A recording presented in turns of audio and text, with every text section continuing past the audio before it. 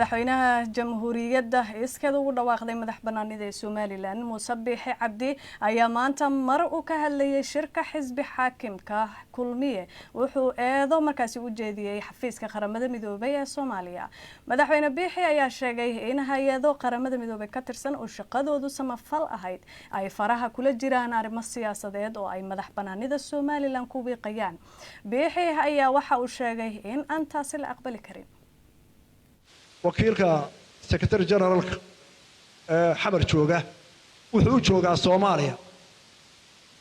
annagu waa ixtiraamina jibcada qoroobka dhaxaysa diyaar baan waxaan la shaqeyn dawlad kastoo caalamka oo walaaltinimo oo shaqeyn baan u haynaa kuwa jaarkaana walaaltinimo u haynaa inta aanu ku soo xadgudbay sharaftayada iyo qarannimadayada waxaanu ka rabnaa inaanu dhaqaano annaga oo is ixtiraamayna oo uu la dhaqamo Somaliland ka yeeli mayna jimcada quruumaha ka dhaxaysa hay'adaheeda iyo kuwa kale ee hay'adaha samafalka sheegta inay noo soo qaadaan qorshe iyo amarka laga soo bixiyo xamar ay lagu dhaqmaanay Somaliland keenan waa xaraan ma aqbalayno saddex maalmood ka hor ayaa amar ka soo baxay xukuumadda Somaliland lagu sheegay in shaqadii lagaga hakiyay xafiisyada qaramada midoobay ilaa inta xal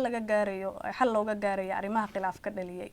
tabashada Somaliland ee howlaha UN-ka ayaa salka ku haya qorshaha qaramada midoobay ee 5 sano ee soo socota oo dhawaan ay kala saxiixdeen ergeyga qaramada midoobay ee Soomaaliya iyo madaxweynaha dowladda federaalka ee Soomaaliya hadaba waxa qadka Skype Hargeysa toos uga jira guuleeda dafaac oo markaasi ah cilmi baare ka tirsan xarunta daraasaadka siyaasadda ee CPA habeen wanaagsan guuleed bal waxaad inoo sharaxdaa waxa cusub ee hadda soo kordhay maxay tahay ileen markasta arrimaha ka dhaxeeya dowladda federaalka ee Somaliland isma bedelinay وما تنتهي سيد شيكتي اسبدل خلاف دير ku dhaxeeyo dowladda Soomaaliya iyo Somaliland baashira qaramada midoobay hay'adaha caalamiga ah marba dibadda ka soo gaadho laakiin hadda waxa soo kordhay bartamihii bishan ayaa waxa kala saxeexdeen qaramada midoobay iyo dowladda federaalka ee Soomaaliya heshiis iskaashi oo 5 sanadood ah oo ku saleysan waxa qaramada midoobay la qaban doonto Soomaaliya 5 sano soo socota taasoo sidoo kale lagu sii saleeyay qorshe hawleedka qaran ama qorshaha qaran ee horumarka dowladda federaalka ee Soomaaliya heshiiskaas oo kamid ah heshiisyo istaba jooga ee dowladda federaalka ee qaramada midoobay galaan ayaa moodaa dowladda Soomaaliland hadda inay dibsatay waxaana islaahay sababaha waaweyn ee keenay inay tahay wada hadallada Soomaaliland iyo Soomaaliya ka dhaxeeya ee gaabiska galay amaan hore u soconin inuu xiisada kor u sii qaadayo way hadda taariikhda dib u eegtid marka laga soo bilaabo 2013 markii dowladda federaalka ay ka baxday nidaamkii kumeel gaarka ahaaba qaramada midoobay si joogto ah heshiisyo ula galeysay dowladda federaalka si loo asteeyo xiriirka labada dhinac ka dhaxeynaya dhinaca horumarku waxa uu noqonayaa ammaanka ama shaqada ay qabanayso iyadoo sugnaa ay ku saleysan tahay qaraarka qaramada midoobay goliisa ama soo saaray marka talaabooyinka caynkan ay ma cusba runtii marka laga reebo heshiiskan dib u cusboonaysiinta kii sanadkii hore 2017 ayaa dhacaya marka qaramada midoobay dowladda federaalka muhiim bay noqotay heshiis wada galaan laakiin Somaliland saad ogtihiin way diidan tahay dowladda federaalka inay ka mid tahay qaramada midoobeyna maadaama ay Soomaaliya xubin ka tahay oo urur u yahay qaramada midoobay dowladuhu leeyihiin istiidmadu halkaas ay ka imanaysaa dowladda Soomaaliland oo dal madax bannaan baan nahay heshiisyada Soomaaliya lagama qaban karo iyo qaramada midoobay oo heshiiskiisa guuleed isdiidiyada waxay keentay in Somaliland ay go'aan qaadato go'aankan muxuu dhimayaa gargaarka ay Somaliland heli jirtay runtii wax aad ku cusub waxa weeye Somaliland doorkan waxay moodaan isku qaadayso qaramada midoobay oo dhan qaramada midoobay waxay leedahay hay'ado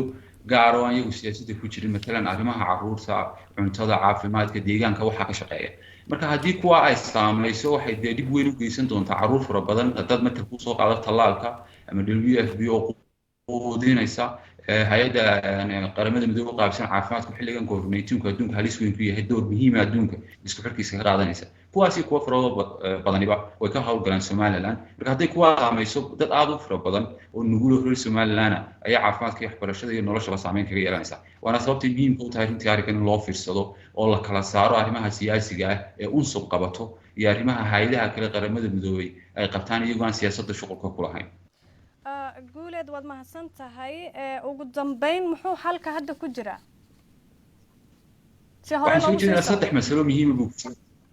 saddex mas'alo muhiim ah xalka ku jira waa in wada hadalkii Soomaaliya la soo celiyaa si ay maaragtay uga heshiiyaan deeqaha iyo arrimaha bini'aadantinimo inaan la siyaasadaynin oo ay arrinkaas afgarad u gartaan talabaadna waxa weeye in hadallada kulul inta hoos loo dhigo ay qaramada midoobay Soomaaliland arrinkan ka wada hadlaan qaramada midoobay waa urur dawladuhu leeyihiin dawladaha xubnaha ka Soomaaliya dawlad xubin ka ah weey taasi waa arrin ay tahay mar walba in la ogaado in qaramada midoobay maaragtay xanibaad ku noqonayso qaanuunka caalamiga ee ilaalinayso duruufta Soomaaliland joogaan inay mid gaar ah tahay marka inaan si loogu helo maaro wada hadal saddex goosooda bulshada caalamkuna ay fududeyso Soomaaliya arrinkan ka hadlaan oo muranka ka dhaxeeya xamar iyo hargeysa inaanu keenin inay deeqihii ay heliyeen shacabka ayaanay saameyn ku yeelan marka si guud haddaan soo koobo waxaan qabaa inay dib weyn ku tahay wada hadalka hadda